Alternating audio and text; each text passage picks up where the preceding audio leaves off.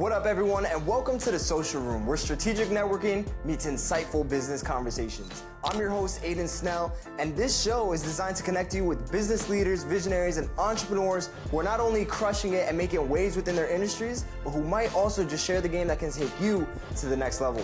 In each episode, we'll explore the stories of these business owners and how they're impacting lives. Who knows? You might just find your next big opportunity right here on this episode. So sit back, tune in, and let's get social. All right, guys, today we are joined by the one and only Allen Kopelman, founder of Nationwide Payment Systems. Allen, how are you feeling today? Doing great. Glad to be on the show. Let's go. We're glad to have you, man. Tell us a little bit about yourself, man. Where are you from? What are you passionate about? Where am I from? All over. Now, I've lived in South Florida probably most of my life. I moved down here when I was 8, 1968. Miami and South Florida looked a lot different in those days, less buildings. And, I founded Nationwide Payment Systems in 2001. So we're in our 25th year in business, and we help business owners solve the payment processing puzzle. So make sure that, you can process payments how you want to do it, and, whether it's a credit card machine, e-commerce, sending out invoices, integrating to software, and different point-of-sale systems. Wow, that's awesome, Allen. Well, amazing. I'm glad, again, that you can make it here on the show today. To start it off, Allen, we're going to get right into what I like to call the Power 5. I'm going to ask you 5 power questions. You're going to give me your best answers, no pressure. You ready? All right. All right, Allen. Number 1, what's been the most valuable lesson you've learned from failure? The most failure, you can learn a lot when you mess something up, and you just got to make sure you don't repeat that. You take that lesson to heart and you don't repeat it, because sometimes failure can be, you can lose a lot of money. So you want to make sure that when you do take chances that you measure what you're doing. So if you can't afford to lose 25 grand, don't spend 25 grand. That's a You can good afford one. to lose 1,000, spend 1,000 and roll the dice. If it doesn't work, you wasted 1,000. But you have to be really careful.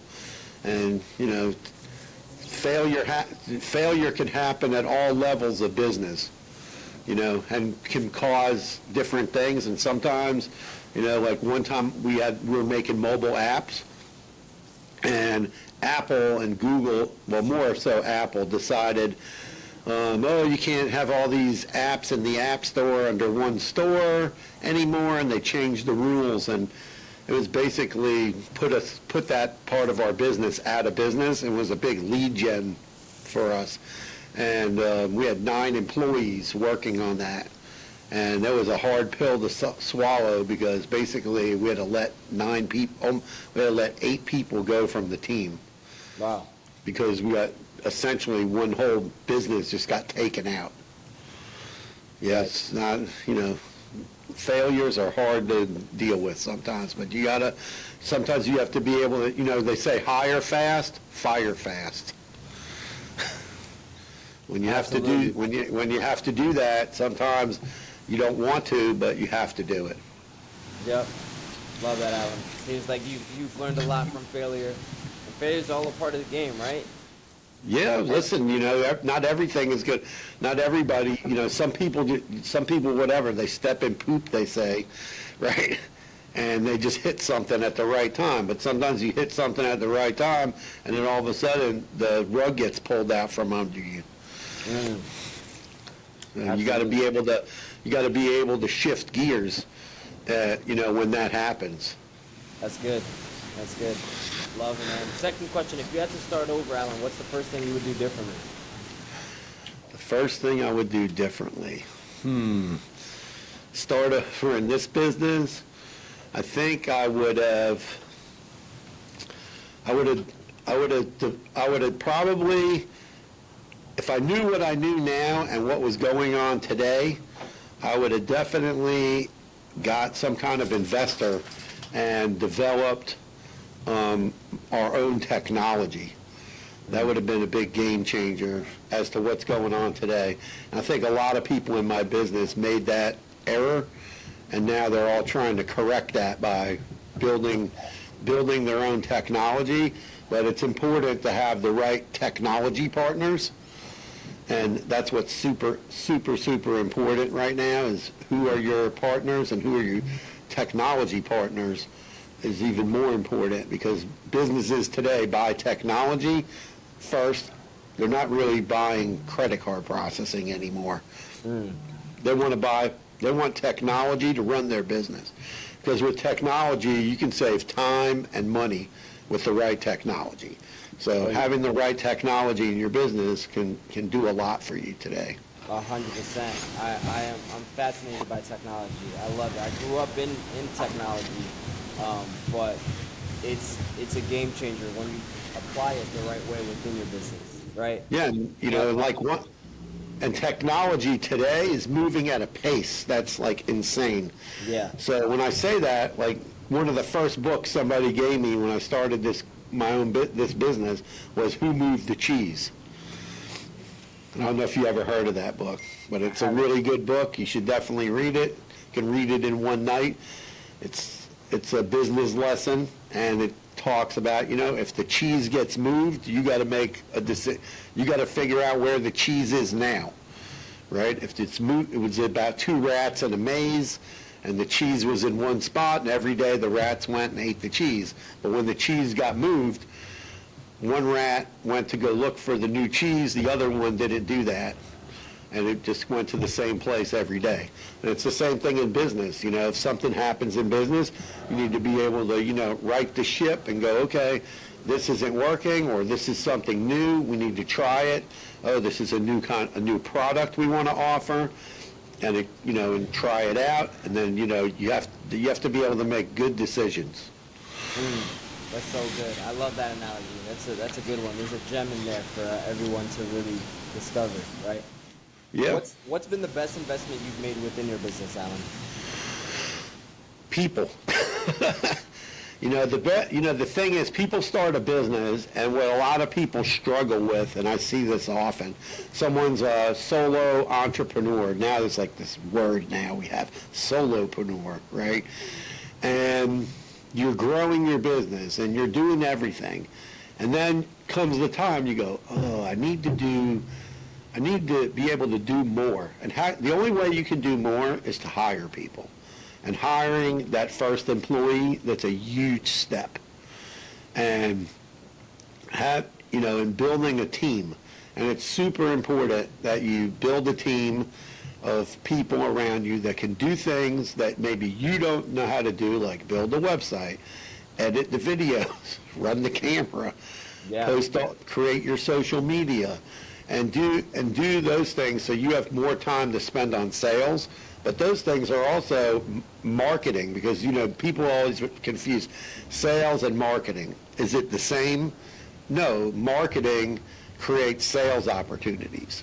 So you have to build. You have to be able to give up some control and not be a micromanager. Because if you're a micromanager, you're going to spend all your time managing employees. And before I was in this business, I was a chef, and in some of the facilities that I ran, like in a hotel, I would have 50 employees in the kitchen. In another hotel where I was the food and beverage director and the chef, I was in charge of over 400 employees. So you have to say, well, you can't manage 400 employees. Well, then you need managers in place, and they're managing their employees, and you manage the managers. So you have to have a structure, and if you're going to grow your business, it's super important that you have that. It's a whole different mindset. If you want to do everything yourself, you're only going to get so far. Once you start adding on employees, then you can scale. You just have to make sure that you're scaling in a way that's responsible. Like, you don't overhire, and then all of a sudden the revenue is not matching up with your spend. Because that's a problem I see in some businesses. They'll be like, well, we were doing $1 million, now we're doing $3 million, but I'm still making the same money as the business owner. And that's because something is out of whack there, right? You're doing $3 million, but you're spending too much somewhere. So you have to kind of figure that out. of how you're going to measure that so that as you are scaling up, that you are also profiting at the same time. So good. Yeah, I think you hit it right on the money right there. People is definitely, and even people, including ourselves, right? Investing into ourselves as people, to be able to attract the right type of people, right? To grow. Yeah, you have to attract the right employees. You need to, you need to attract the right people. Today, any employee that comes to work for you today, no matter what kind of job they're doing in your office, they need to all learn how to use ChatGPT. Everybody. Yeah. I don't care what you do for a living. Like, if you're doing anything where whatever you're doing, you need to learn AI, because in another year, 2 years, 3 years down the road, if you don't know how to use AI, you might not get hired for a job. Wow. Yeah. Because they're going to ask you, what's your level of AI. I mean, let me tell you, if someone said to me, oh, I want to start a company, or I want to start a service, I would find a good product, and I'd learn to build out like AI bots. Yep. Or something, because I looked at an AI bot the other day from this company called JotForm, and their AI bot was insane. You could build one AI bot, and then it could do like 10 different functions, from answering your phone. You could give it a video, you could give it a script, and you could put it on your website, and it could say the script with a person. Wow. It could interact with all your forms that JotForm has. So if someone was typing on a form, a little chat bot could pop up and interact with them if they were making a mistake or something. Incredible. There was a whole bunch, it just did to make all kinds of crazy things. But when you're building something like that out, it takes a lot of time. So, you're either taking an employee and having them do all of that, or you're, hiring an outside person because it might be a short-term project. Wow, yeah, I 100% agree with you. If you're not on AI, you're getting left behind. It's But AI, I think if you do it right and you don't over AI everything, because sometimes it's just too much, It's too much. There has to be, people want to deal with humans. There has to be a human element, right? Yeah. But, it does give you that 24/7, instead of paying an answering service, right? This AI bot could be answering the phone. Oh, you want to set up an appointment? What's your cell phone number or your email? I'll send you a link to the appointment calendar, or go to the website and book an appointment. It could, you can accomplish a lot if you do it correctly, and then follow up. You see somebody was on there, you have their phone number, and when the office is open, you're calling the person on the phone. Love it. Alan, if you could master one skill that you don't have right now, what would it be? Master flying. It would be pretty cool to fly, huh? Oh man! I mean, come on. I'm sure everybody would want to be either be able to be invisible or fly, right? How cool would that be if you could be invisible and fly, right? Like, how crazy is that? Right? That would be pretty But flying, that would be pretty cool, like, if you could fly. I mean, listen, a business skill, I mean, listen, I wish I knew how to build a website, but I don't know how to do that. Not in that. I mean, today, I'm seeing all these products, right? Even GoDaddy launched a thing where you just put in your domain name, tell them, answer like a bunch of questions, and it spits out a website. There's a problem with that, though. I had literally 4 people send me the same website last week. Wow. With the same pictures on it. They were applying for a merchant account. They turned out to be scammers, but I was like, this is really weird. Like, they all have the same exact website. Yeah. And I went back to with the same exact pictures and setup. The information was a little bit different, but not really. And they were trying to scam you, or?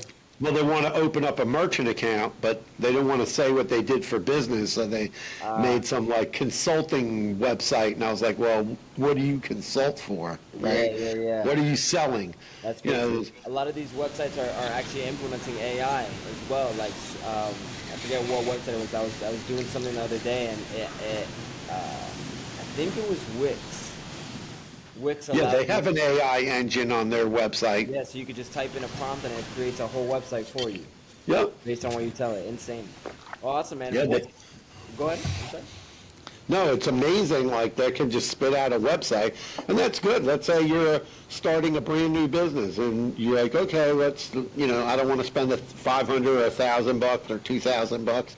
I just need a simple web page so I can show people what I do. It's a, inexpensive way to get started until you need something custom. Yeah. Awesome. What's been your proudest moment so far in business, Alan? In business, achieving 25 years, also being recognized as a leader in my business. So, I've been blessed in that a lot of people call on me to be an expert. I've guested on payment podcasts before. I've been invited to speak in front of groups. So I was in front, spoke in front of a couple thousand people a couple of years ago. In June, I'm speaking in front of a group about the changes in our business and what is affecting that and what people need to think about so that they can maintain the business that they have today and grow their business. And, not there to promote my company. I'm there basically to, tell people what I've learned and where the business is going, and then show them the numbers based on companies who have done studies as to the shift of what's going on with things. So that's always nice. And I wrote a column last year called Street Smarts. It's in a magazine called The Green Sheet, which is the oldest payment processing magazine. And they invited me last year to do the column, and they asked me to do it again this year. So now I'm entering my second year of doing that. That's amazing. Well, congratulations on that. That's a huge success. Thank you. Yeah. Well, awesome, Alan.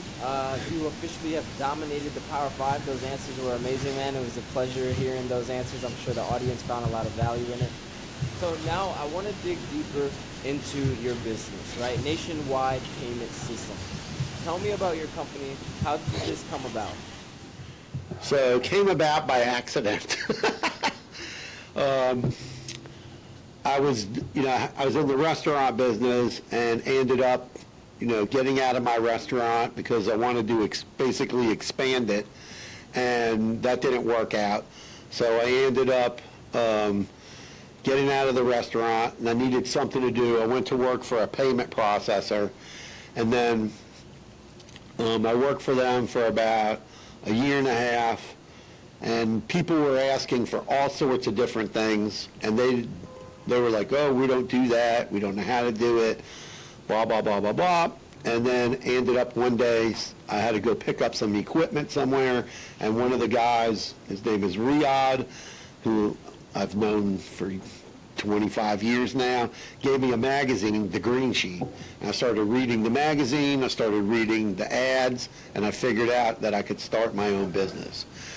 And I wanted people to have a better experience with payment processing. So when you have a problem, you need to know who to call. Don't just, sign up. A lot of merchants get frustrated. They sign up with somebody, the person disappears, or they sign up with like Stripe or Square, and then all of a sudden they need help. There's a hiccup in their processing. There's no one to call. There's no phone number. They have to send an email, wait for an answer, and then hope that their problems get solved. So we wanted to offer people a better way how to do that. And that's why it's important also that you have good partners and you have good systems set up so that you can take care of your customers, And I always tell people, the best salesperson, one of the things that you have to do, you have to answer your phone. Answer your phone. Let people, leave them a message. Say, oh, if I don't pick up, please send a text. Let them know what they need to do. When they have a problem, we'll get people that say, oh, I have a problem. I need help with my machine. Okay, here's the phone number. You need to call this number, press number 1, and they're going to help you. If at the end of that call you still have a problem, call me back. So we want to make sure that people know what to do so they can get taken care of promptly. I love Super, that. super important. People forget about customer service. Yeah, extremely important. I had my own issues with Stripe. Stripe is terrible, by the way. Do not recommend Stripe. If you're watching and thinking about signing up with Stripe, let this be your sign. Do not Call sign me. Call Allen. Seriously, Stripe is the worst. The worst, the worst, the worst, man. I've been scammed. Yeah, people don't. Let me give you a little explanation, because a lot of people just don't understand. When you sign up with Stripe, they're the merchant of record, so it's really their merchant account. They're letting you use it, okay? And so when they don't do any underwriting. Basically, you go in, you give them your basic information. They go, okay, Aiden has a pulse. We're going to let him sign up. And then somewhere in their algorithm, right, of what they think you do for a living, right, based on whatever website you supply to them, or no website, or what you typed in as your business, you hit a certain amount of either a high ticket or a certain amount of processing, and all of a sudden the bells go off in their risk department, and they go, hey, let's hold this guy's money, let's get some proof what's going on in this business, and then their employees start scrambling around to figure out. And you have to understand, they're a huge tech company, but they don't have a ton of people, right? So then people have to go do things, and it can take them quite a few days or weeks for them to sort things out. Because maybe somebody told them, oh, I'm a limo driver, but then they ran some other type of transaction, right? Yeah. Or they said, oh, I make websites, but instead they sold somebody a coaching program. Yeah. People have to understand, when you get a merchant account, they approve you for the business you told them you're doing. Yeah. Not for anything else. If you're going to sell something else, then you need to let them know that you're selling something else. Yeah. So it's super, super important that people understand that. On our side, when we get somebody, we have to ask them. Like, somebody contacted me the other day, their digital marketing company. Okay, you never took credit cards. We want to see 3 months bank statements. We want to see the contract that you send your clients, sample invoices, some sample websites that you made, or whatever it is, so that we can send that over to the bank so they can approve your account. And Stripe and Square have that easy entry, right? But then it's not so easy when you run into an issue. Yeah. 100%. Yeah, Stripe is holding a good almost 6 figures right now of mine. Not 6, I'm sorry. Really? 5. I can introduce you to a lawyer that can help you get the money back. Yeah, they got me on reserve, man. It's terrible, but that's a conversation for another day. So tell me about the pain. The specific, actually, before we get into like the pain points, which you kind of talked on, you mentioned, tell me about the specific type of people that you're helping within your company, right?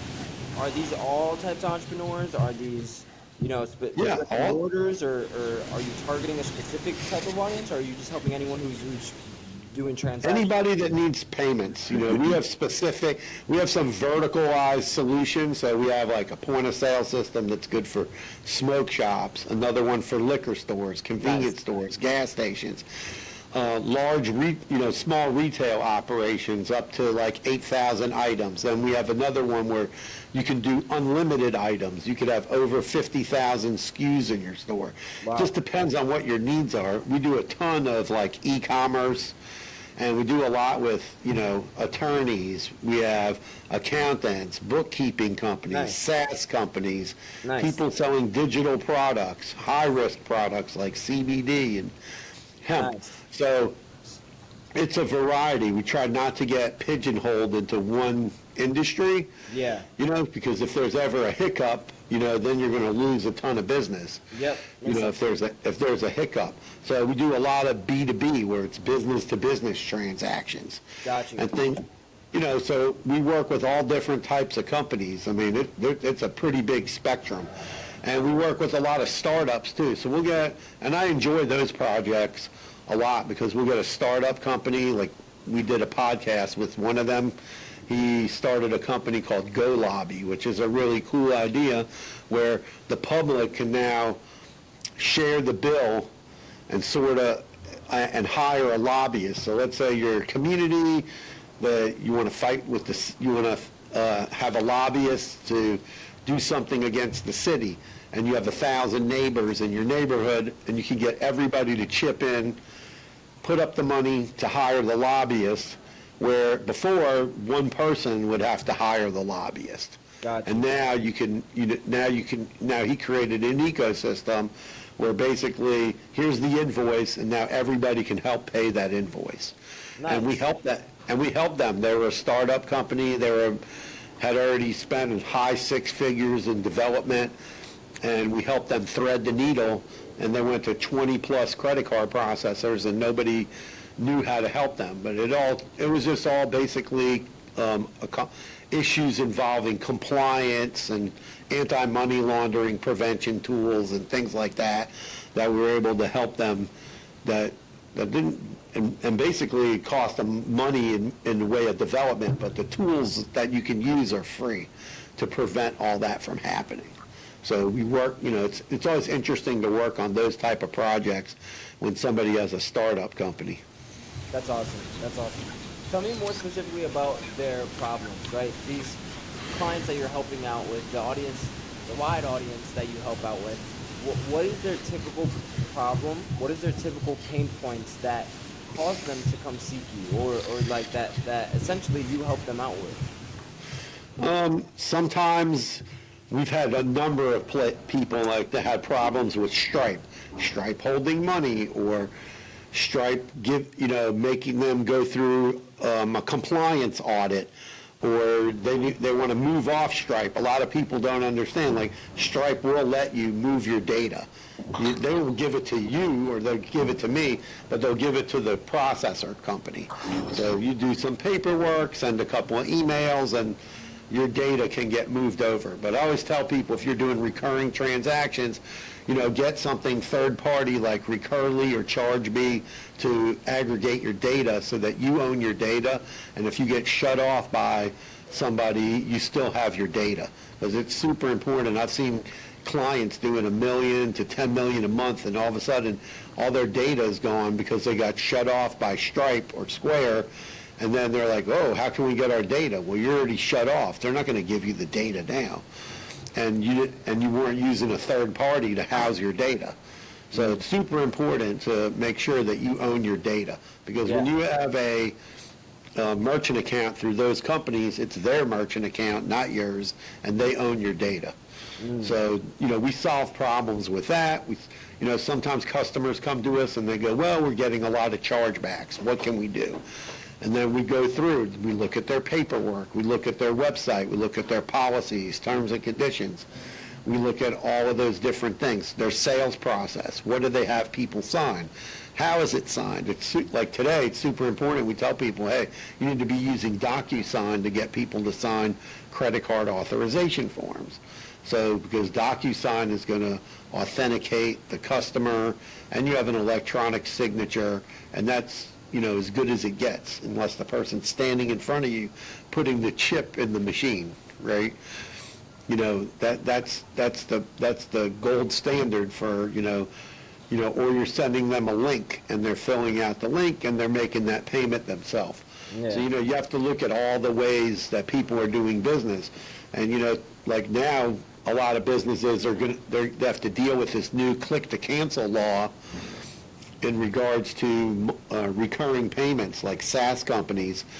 The phone companies and the cable companies all got, they all got reprieves on that, on complying. But other companies, if somebody signs a contract for 12 months, right, for a SaaS product, 3 months in, they don't want it anymore, you have to let them cancel. Now, you want to hold them to the contract. The credit card companies don't enforce contracts. You have to go take them to small claims court or whatever you're going to do. So we try to explain to people the rules so they stay within the rules. And then, we get them set up with chargeback programs where they get notified in advance of a chargeback. Nice. So, it's super, when you're growing your business, you gotta, sometimes these tools are expensive, but if that's gonna help keep you in business and keep you under the ratios that the credit card companies want, it's worth spending the money. 1000%. Can you tell me, Alan, about maybe like some client success stories, some transformations that your clients have experienced as a result of working with you? Sure. So, yeah, we had one client who came to us, and it took months and months to get them to convince. They were using QuickBooks Point of Sale, which got sunsetted, and they were like, well, we're just going to keep using this and blah blah blah.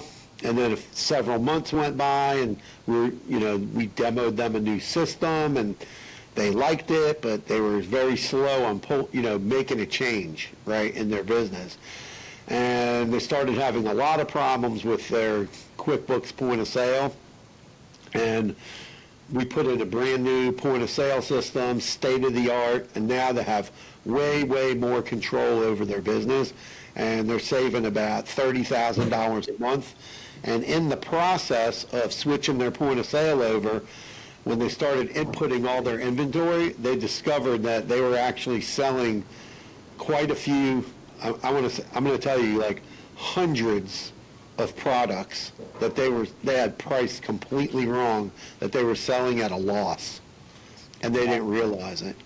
Yikes. Because they didn't have, the point of sale they were using was really old, and they never, for whatever reason, it wasn't, when they were putting in new items or changing, the prices went up, the retail price wasn't being marked up automatically, and they didn't realize it. When you have that many items in inventory, 20, 30,000 inventory items, it's, you have to have the right system in place so that your system is working properly.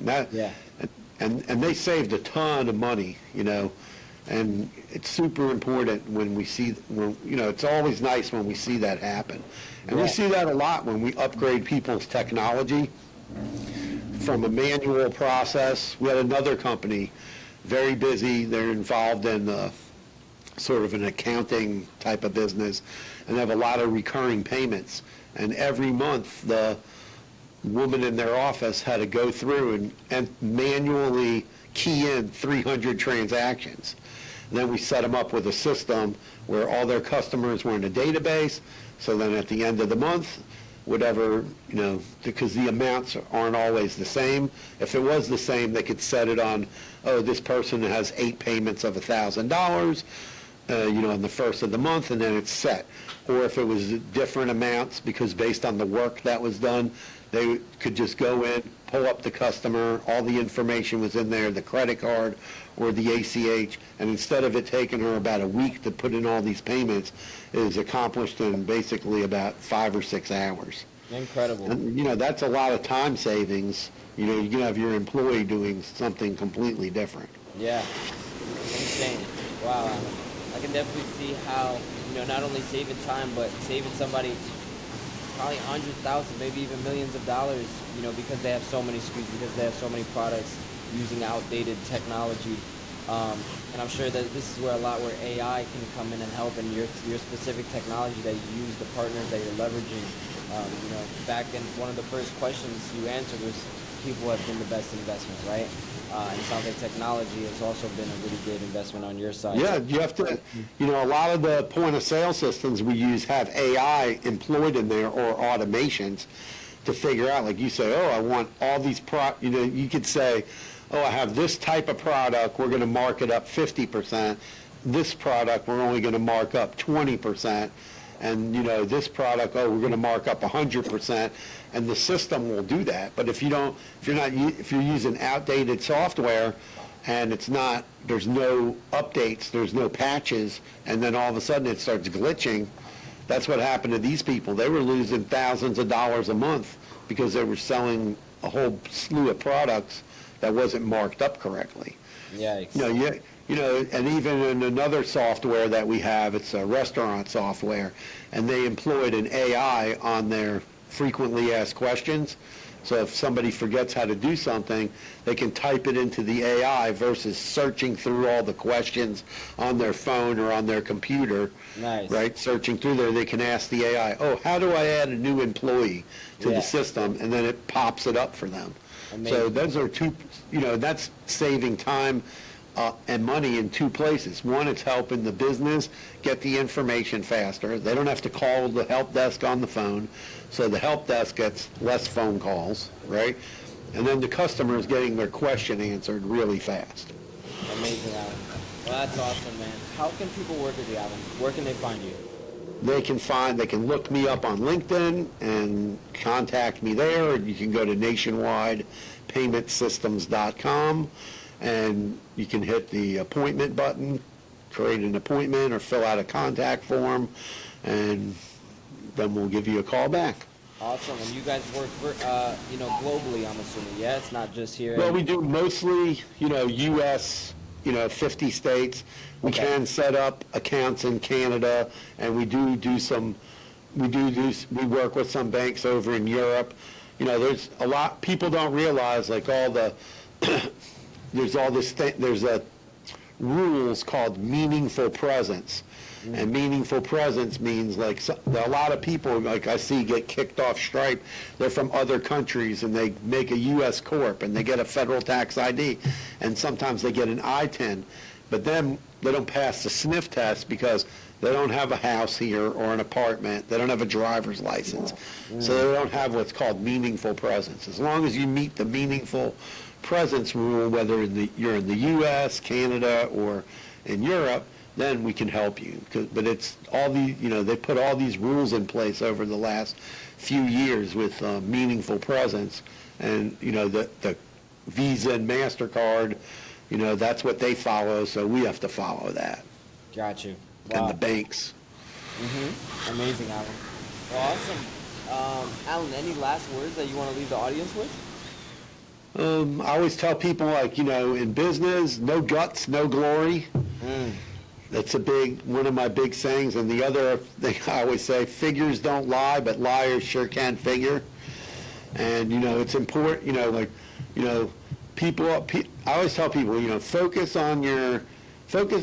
on technology. How can you get the right technology in your business, and then, pay a fair price for credit card processing and the services that you're going to get, because you having the right technology is going to help you with the time, money, and savings.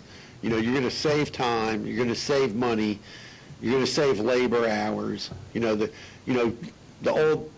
thing is, like, using a point of sale system, right, and having a point of sale, you're able to automate all kinds of reports. So, I need to file my sales tax. You just click a button and you get a sales tax report. If you owned a convenience store and you need to pay sales tax, liquor tax, and cigarette tax, you just hit 3 buttons, boom, boom, boom, it's all done. There's no sitting around manual calculation all night trying to figure out how much taxes you owe. So, and you're not paying an accountant or an employee to do all that stuff. So technology, that's why technology's come a long way. AI's come a long way. It's super, super important to take these things and employ it into your business. And that's the message. Yeah, awesome, Alan. Well, hey, it's been a pleasure having you on the show. It's definitely been one to remember. A lot of value in here. I'm sure the audience, again, found a lot of value. I appreciate you for coming on, Alan. All right, thank you very much. Enjoyed coming on the Social Room with Aiden, and look forward to talking to you soon. Likewise. All right, brother. All right. Peace out. And that is a wrap on this episode of The Social Room. I hope you found some great insights and maybe even some potential opportunities and ideas. Remember, the connections you make today could be the game changers of tomorrow. If you're interested in continuing the conversation or exploring potential partnerships, don't hesitate to reach out. Don't forget to subscribe, leave a review, and share this with a friend who needs to hear it. Stay tuned until next time.